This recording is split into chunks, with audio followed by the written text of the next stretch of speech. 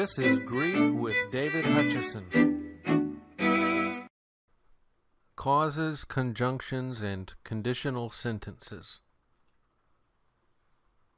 We want to talk today about clauses. A clause has a subject and a predicate. A predicate is the verb, the finite verb, or the other verbal form, such as an infinitive or a participle, and everything that goes with it.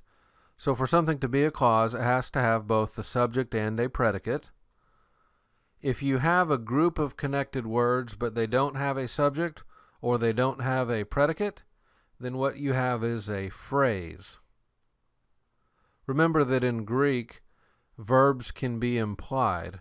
Most often this is a being verb that's implied, but it could even be another verb that's simply implied from earlier in the passage perhaps.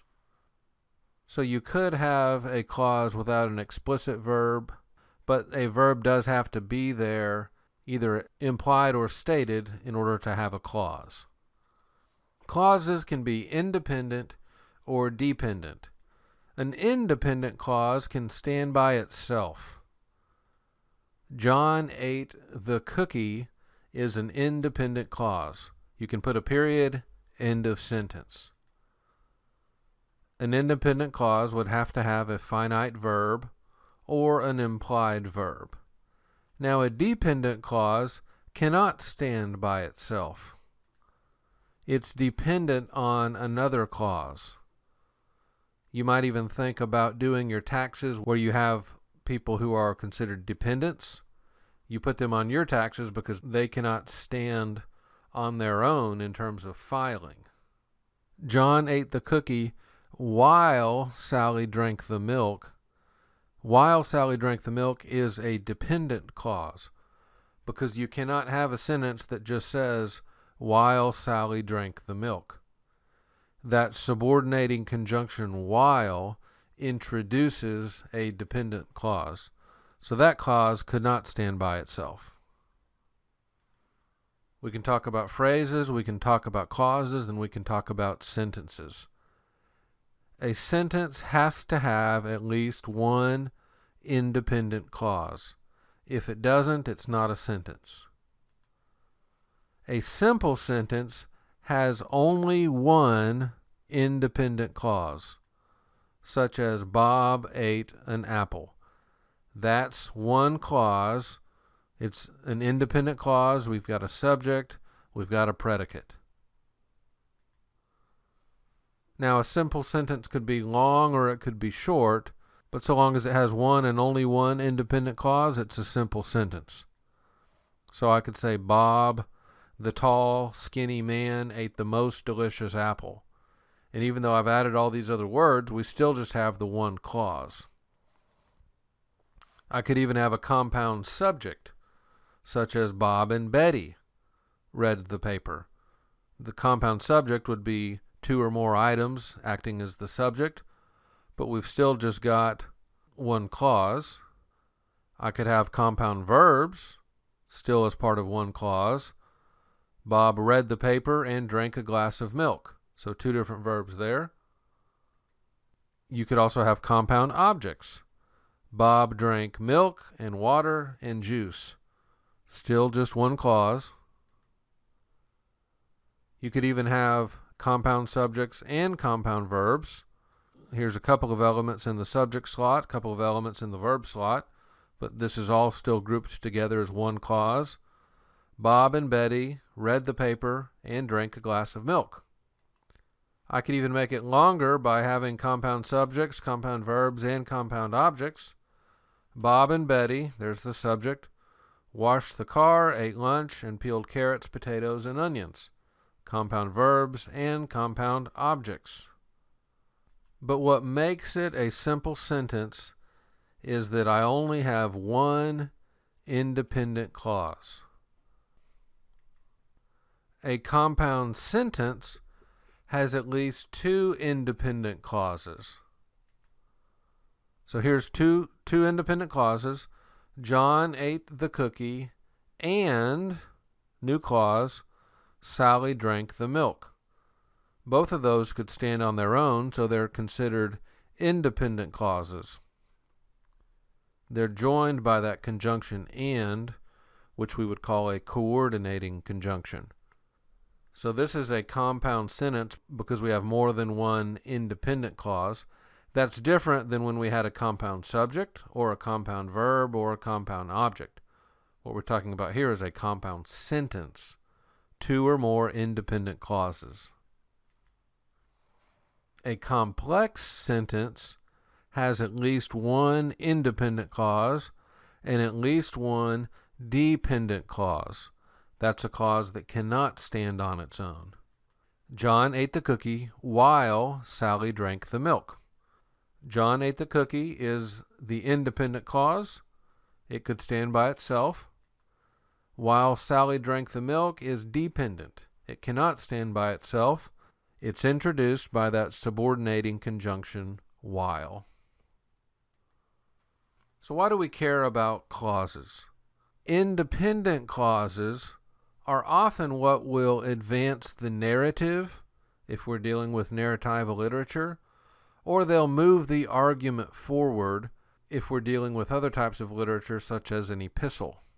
So if we look for the independent clauses, the clauses that can stand on their own, they will often show us what the major emphases are of the passage. So this is why we want to be able to say what's an independent clause, what's a dependent clause. And so the independent clauses can often be the major emphases. Well, then what are the dependent clauses doing? They're giving us important information about those independent clauses. They're giving us some important qualifications. So what you can actually do if you can identify independent clauses and dependent clauses is you can outline your message.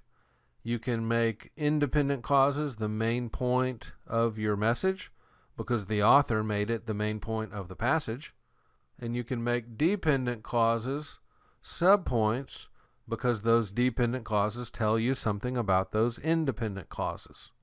So there is a very practical benefit to thinking about clauses.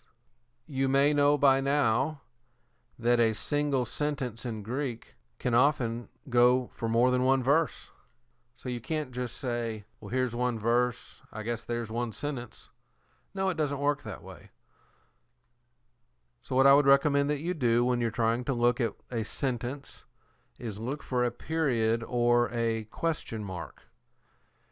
And if you want a good way to divide this, put it on a piece of paper or put it in a computer program. When you see that period or question mark, hit enter and put each sentence on a separate line. That way you know you're dealing with a whole sentence. You can even subdivide the sentence even further to try to isolate the clauses. So look for other punctuation marks like the colon, that's the middle dot, the dot that's halfway up on the line, or the comma. And you can divide the sentence at those colons, hit enter. And you can even tentatively divide the sentence at each comma. So what you'll do is if you divide the sentences like this, you'll take a look at each of the newly divided lines, and you'll try to make sure, is this really a clause or is this just a phrase? Do I have a subject and a predicate? If so, then it can be a clause. If I don't, I need to back it up and put it on a line with something else because it's not a clause. Remember that appositional phrases will often follow commas. So maybe I said Bob, comma, the registrar at the school, comma. That information after the comma is not its own clause, but it would be an appositional phrase. So I would back that up and not have it on its own. I can also look for conjunctions, like some of the ones we're going to be talking about here in a little bit. I can see if these conjunctions introduce a new clause. And if they do, I can go ahead and break the sentence down even further at that conjunction and put each clause on a new line. In a similar way, I can look for participles and infinitives and see if they're introducing new clauses. So if I can move clauses on separate lines, then I can look at them and try to determine, is this a Is this an independent clause? Is this the main point? Or is this a dependent clause? Is it telling us something about the main point? So look at those clauses, see what elements are there, and find an independent clause, so long as it has finite verbs. Then look at other clauses that are dependent, and I'm going to look for, again, some of these conjunctions, pronouns, participles, infinitives, and so forth, which can show me that I have a dependent clause. And what I want to do is say, well, what type of dependent clause is it? What sort of information is it telling me about the main clause? It might be a substantival clause, that is a clause that acts like a noun. Maybe it's an adjectival clause, one that acts like an adjective. Maybe it's adverbial, and I'll break this down a little bit here for you. Maybe it tells us cause, comparison, the word as or like, concession, although. Maybe it tells me the location. Maybe it tells me manner or means. Maybe it tells me purpose. Maybe result. Maybe it tells me time. So look at each of these dependent clauses and say, what type of information is it giving me? And write it out. But then if you have a main clause, put a star by it. Say this is the main clause, this is an independent clause, and chances are this is going to be one of the main points of my message. Now, since we're talking about clauses and we're talking about conjunctions today, by way of illustration at how conjunctions are flexible and clauses can do different things, I want to look at some hoti clauses. Hoti clauses can function causally. They can tell you the cause. They can function substantively, act like a noun, and they can function epexegetically. That is, they can be explanatory clauses, provide further information. Let's look at some of these. Let's look at a causal hoti clause. You may see the word hoti and say, oh yeah, hoti means because. Well, hoti can mean because, but it doesn't always. But you can try it out, see if because works. Here's an occasion where it would work. Makarioi hoi ptokoi to pneumati, blessed are the poor in spirit. Wonder why that's the case. Hoti auton estin he basileia ton uranon, because theirs is the kingdom of heaven. So here the word hoti introduces this clause that is a causal clause. So the main point is the poor in spirit are blessed. Then this causal clause tells us why they're blessed. But you can't just see hoti and say, oh yeah, hoti means because it could act like a noun. Could be the subject or a direct object. It could serve an apposition. Here's one where it acts like a direct object. Hoti de egerantai hoi nekroi, kai mouses emenusin. Subject is Moses, verb is demonstrated. Moses demonstrated what? He demonstrated this hoti clause, that the dead are raised. So here it acts like a direct object. So don't say a hoti clause is always because, could be a direct object. Now another thing that hoti can do, it can indicate either direct discourse or indirect discourse. When we have either direct or indirect discourse, we're going to have a verb of perception.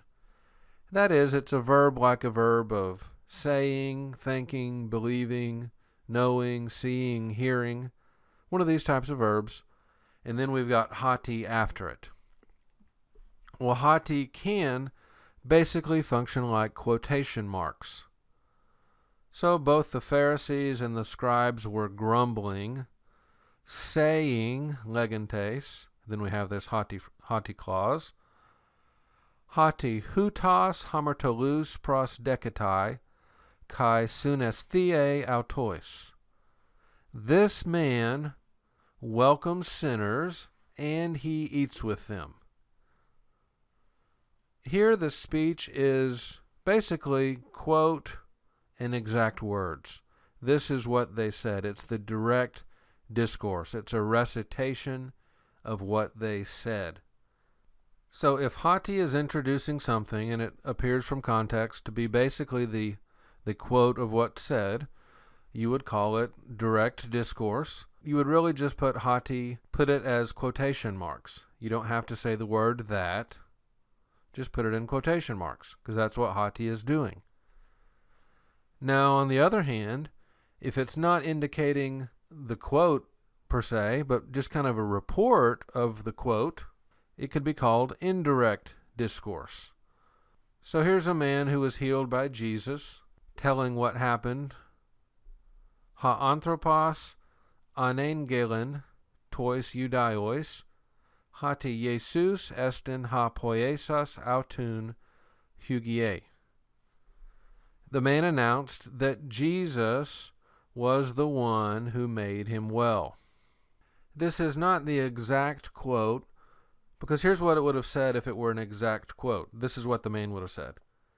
Jesus is the one who made me well.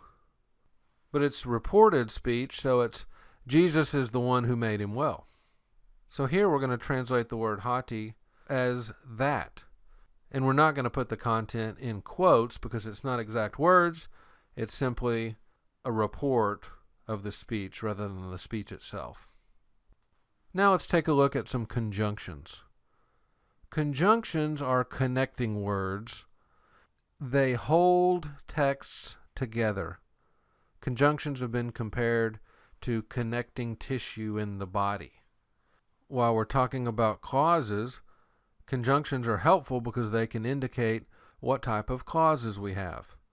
If we have a subordinating conjunction, it's going to introduce a dependent clause.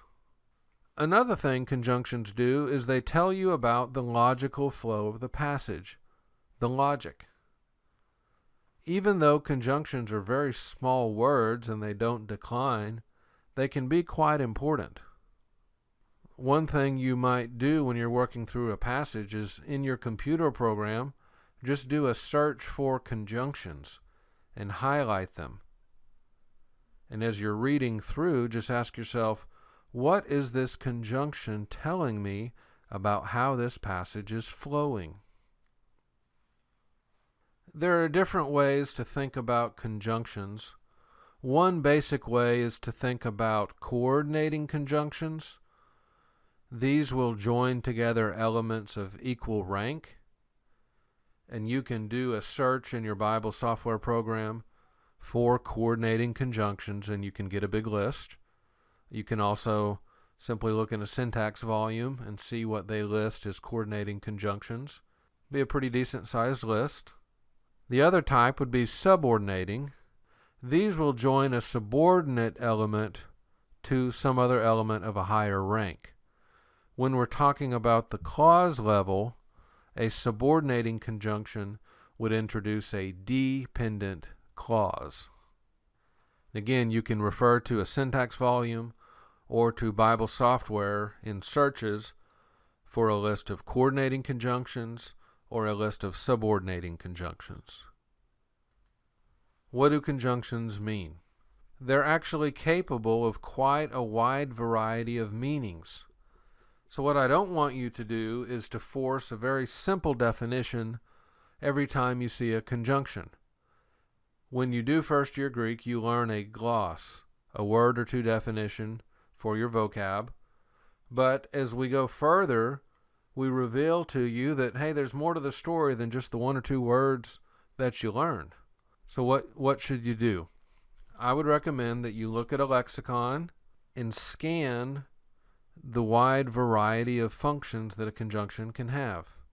So look at a lexicon, look at syntax volumes, pay very close attention to the context of the passage, and taking all that information together, you can make an informed choice about how a conjunction is functioning in each passage. Just to illustrate the wide variety of meanings that a conjunction can have, I want to show you a list of the conjunctions that occur 100 times or more. The conjunction kai means and, but it can also mean also, or but, or even. De can mean and, or for, or now, or but. Sometimes you even leave de untranslated. That's a good variety of possible meanings. Hati, we saw a moment ago, it can mean that. It can function basically like quotation marks. It can also indicate because. Gar can mean for, so then, or certainly. Hina, kind of a cousin of hati, can mean in order that, or so that. Allah, here's a strong adversative conjunction, but, yet, certainly, now. Oftentimes, de can indicate a mild contrast, whereas Allah could indicate a stronger contrast. But even that is probably too simplistic. You have to look at context. Un means therefore or then very frequently. Hos, as or like. A word we'll see here in a moment with conditional sentences, means if or that. The word or is also pronounced a, different spelling of course. It can mean or than. Aeon, another word for if. This one goes with a subjunctive. Can mean if, when, ever, unless. Te, and, so, or even. Kathos, just as, to the degree that, since, as, when. Hatan, when, inasmuch as. Hate, when, while. And these are just the conjunctions that occur 100 times or more. So again, the point I'm trying to demonstrate here is that conjunctions are capable of a wide variety of meanings, and you don't want simply to use a one or two word definition and go with that every single time. You want to explore what is the range of possible meanings, what is context suggesting, and then let's see how that conjunction could be functioning. Now, sometimes an author won't use conjunctions when you might expect him to. This would be called a syndeton, meaning not bound together. So David Allen Black suggests a couple of reasons why an author might not use a conjunction.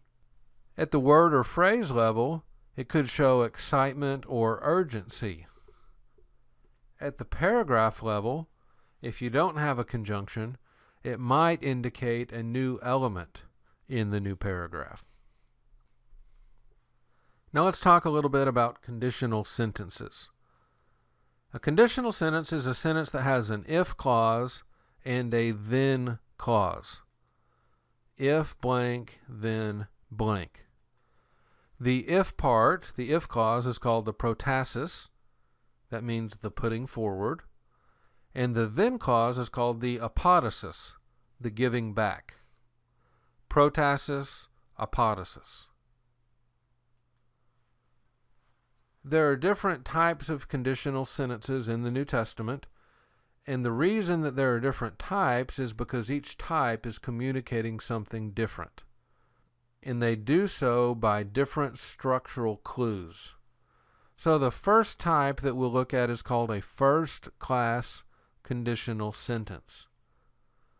This one uses the word if, a, plus the indicative in the protasis, the if clause, and then it can use any type of verb in the apodosis, the then clause. What this one does, it assumes that the if portion is true for the sake of argument. It assumes it to be true. It's not necessarily true, but it's assumed to be true. So, for example, Galatians 5:18, Eide numiti auguste, uk este hupanomon. If you are led by the Spirit, you are not under law. The if portion has the word a plus an indicative, and then the then portion can have anything the author wants.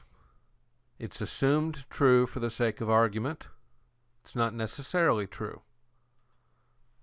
On this example, the if portion is first, but it doesn't have to be. Later we'll see some examples where if can occur later. Now I said that these are assumed true for the sake of argument, but they're not necessarily true. And as it turns out, not all of them are in fact true. So for example, Paul uses a first-class conditional sentence in 1 Corinthians 15. E de anastasis nekron uk estin, ou de Christos egegertai.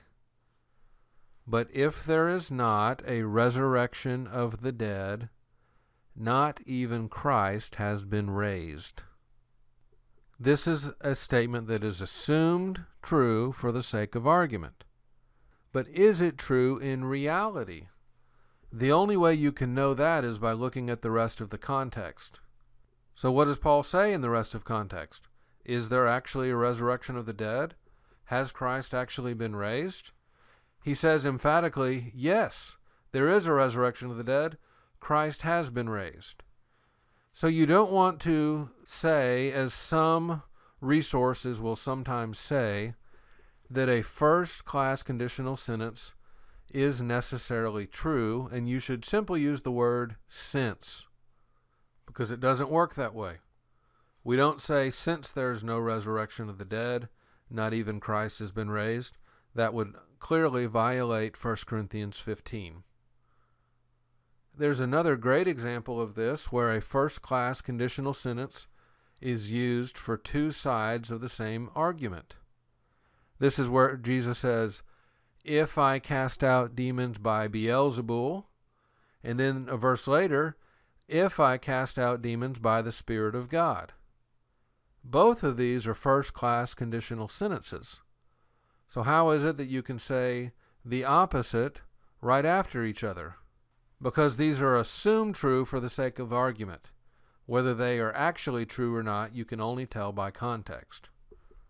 So again, when you translate these, it's better to use the word if rather than the word since. Some sources will tell you you can use the word since to express these conditional clauses. But we've already seen several examples where that does not work. And even from a rhetorical perspective, many authors of syntax volumes will argue it's more effective to use the word if than the word since. There's a second class of conditional sentences. Here the if portion is assumed to be untrue for the sake of argument. So what we have is a plus the indicative with a secondary tense. A secondary tense is one that has the augment. In other words, it's either imperfect or aorist or pluperfect. And then in the apodosis, the then portion, it has on sometimes plus the indicative, using either imperfect, aorist, or pluperfect. So these are assumed to be untrue for the sake of argument. Whether or not they're actually true, only context can tell you. So here's one in John 11. E eis hode uk on mu apethanen ha adelphos. If you had been here, my brother would not have died. So we have a plus eis, that's an imperfect. And then we have on plus an aorist, on plus apethanen. So it's second class. It assumes the if portion to be untrue. So in other words, if you'd been here and you weren't, my brother would not have died. But he did. Assumed to be untrue. Now in fact, Jesus was not there because he was intentionally waiting because he was going to raise Lazarus from the dead. But they're not necessarily untrue, because one time Jesus' opponents said, Houtos ein prophetes, egenosken an tis kai patape he gune. If this man were a prophet, he would have known what sort of a woman she is. What they're saying is, if this man were a prophet, and obviously he's not, he would have known what sort of a woman this is. As it turns out, Jesus actually is a prophet. So just because a second-class conditional sentence is used doesn't mean that in reality or in actuality, the if portion is untrue. Again, only the broader context can help you to answer the question about the actual reality of the situation. You can do a conditional sentence with a subjunctive. This is called a third-class conditional sentence. Here we use aon, the conjunction aon, plus a subjunctive in the protasis, and then the apodosis can have any mood or any tense. What these are saying is there is some doubt about the if portion. It could be likely, could be possible, and sometimes it's even merely hypothetical. Using the subjunctive, it's a potential mood. So it's possible, it's likely, but it's not certain. Kai tuta poiesemen, eon per epitrepe ha theos. And this we will do if God permits. Now the if portion here is the second clause. The then portion is the first clause. So you can have them in either order. Now, by the way, aeon pair is a variation of aeon, but you can do that. This one would be third class, aeon plus subjunctive. Then there's one more class we want to look at called a fourth class conditional sentence. This is when we're using the optative. Here we have a plus the optative in the protasis, and then on plus the optative in the apodosis. These are possible but unlikely. These are even further removed than a subjunctive. Now, as it turns out in the New Testament, there are actually no complete fourth-class conditional sentences. That means that there are no sentences that have an if portion with an optative and a then portion with an optative. What we have that's close is an example like 1 Peter 3:14, where we have a plus optative in the if portion, the protasis, but the apodosis has an assumed verb that's probably an optative. Al e kai paskoite dia dikaiosunein makarioi. But even if you should suffer for righteousness, makarioi, you're blessed. So you have the if portion with an optative, that part is complete. But then on the then portion, we don't have the optative actually stated. It's probably implied. So this would be about as close as we get to a fourth class conditional sentence in the New Testament.